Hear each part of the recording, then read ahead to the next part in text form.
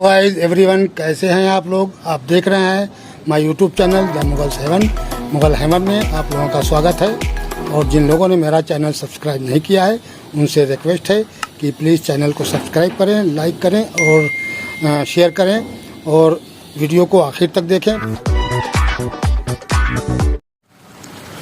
तो साथियों, 6-7 दिन के बाद आज हमारे यहाँ बारिश हो रही है और बहुत ही अच्छा प्लांटों को काफ़ी इससे फ़ायदा पहुंच रहा है, क्योंकि 6-7 दिन के बाद बारिश हुई है और सूखे पड़े थे प्लांट। एक मरतबा बीच में हमने पानी भी सारे में दिया था और अडेनियम में भी हमने थोड़ा पानी दिया था पोटाशियम के साथ, यानी थोड़ी पोटाश डाली थी, तो वो सारे अडेनियम में हमने दिया था।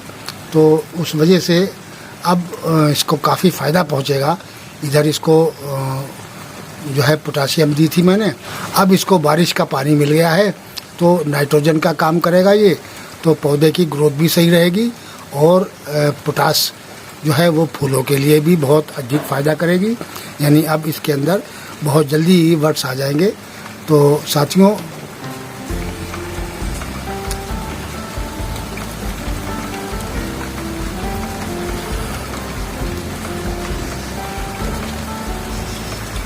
तो इस तरीके से बारिश बहुत अच्छी हो रही है और करीब लगभग आधा घंटा हो गया बारिश पड़ते हुए।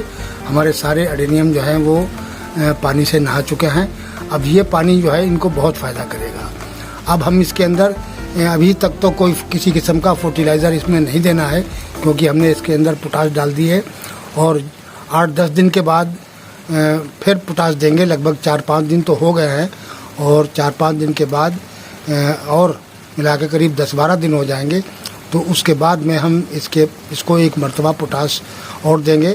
और एक फर्टिलाइज़र और है मेरे पास 05234, वो कुछ प्लांटों में देंगे।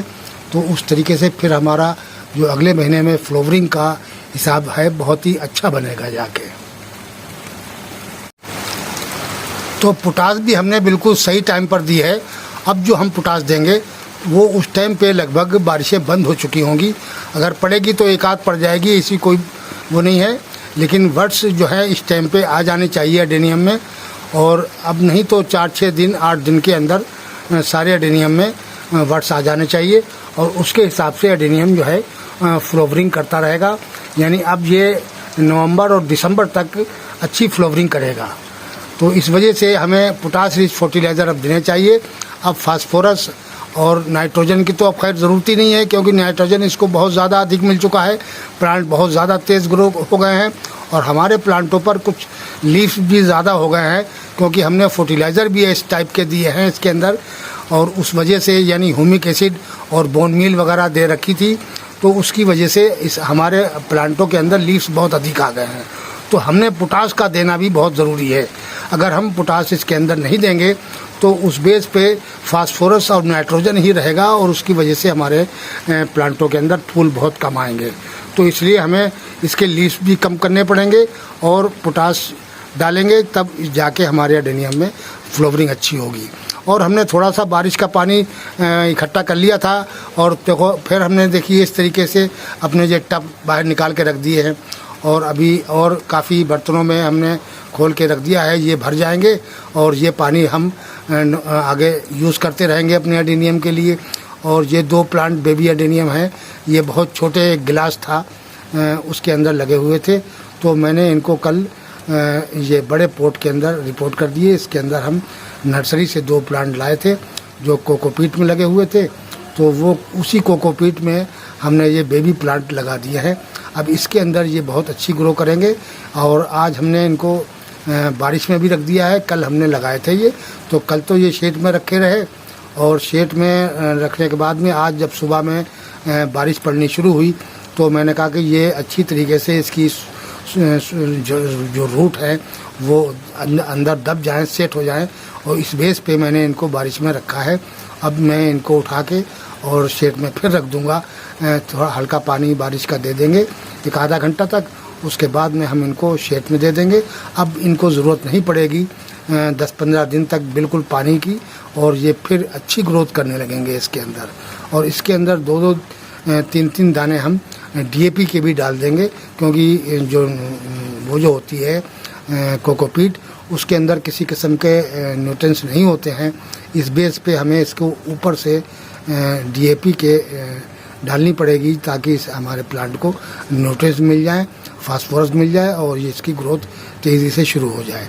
तो साथियों, इस तरीके से हम अपने एडेनियम की स्टेम पे केयर कर रहे हैं। अभी अब फूलों के लिए इनको तैयार कर रहे हैं, और जल्दी जल्दी कुछ प्लांटों के अंदर वर्ड्स आ भी गए हैं और कुछ में अभी आने बाकी हैं।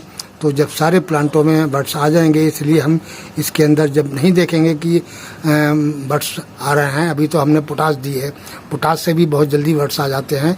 और जब भी कुछ प्लांटों में अगर रह गया तो 05234 जो फर्टिलाइज़र है उसके डालते ही फ़ौरन बड्स आ जाते हैं। ये बहुत ही अच्छी फर्टिलाइज़र है एडेनियम के लिए, और ख़ास तौर से फूलों के लिए ही ये इस्तेमाल करी जाती है, क्योंकि इसके अंदर नाइट्रोजन बिल्कुल नहीं होता है, और 52% इसके अंदर पोटास होती है, और 34% इसके अंदर फास्फोरस होती है।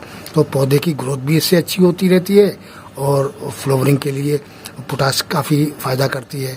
तो इस तरीके से अपने एडेनियम को हम केयर करेंगे, क्योंकि इसमें लीव्स ज़्यादा हो गए हैं, और जब लीफ ज़्यादा हो जाते हैं तो एडेनियम फ्लावरिंग कम करता है।